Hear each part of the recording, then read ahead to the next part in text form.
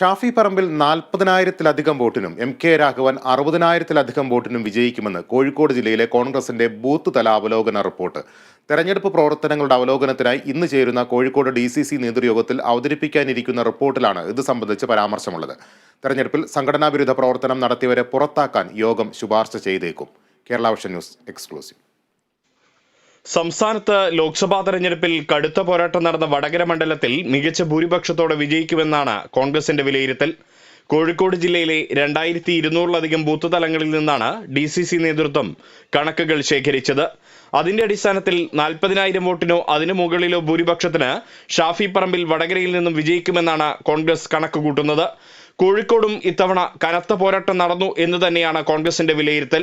ഭൂരിപക്ഷം കുറയുമെങ്കിലും കെ രാഘവൻ 60,000 വോട്ടോ അതിലധികമോ നേടി 4ാമത്തെ തവണയും പാർലമെന്റിൽ എത്തുമെന്നാണ് കോൺഗ്രസിന്റെ ബൂത്ത് തലങ്ങളിലെ കണക്ക് പരിശോധിച്ച ശേഷം തയ്യാറാക്കിയ റിപ്പോർട്ടിൽ വ്യക്തമാക്കുന്നത്.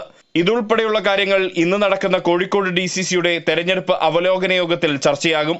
ചേവായൂർ സർവീസ് സഹകരണ bank president advocate GC Prashanth Kumar, bank ഡയറക്ടറും KPCC മെമ്പറുമായ VK സുബ്രഹ്മണ്യൻ തുടങ്ങിയവരുടെ നേതൃത്വത്തിൽ തെരഞ്ഞെടുപ്പ് കാലത്ത് പാർട്ടി വിരുദ്ധ പ്രവർത്തനം നടത്തിയതായി വിലയിരുത്തലുണ്ട്.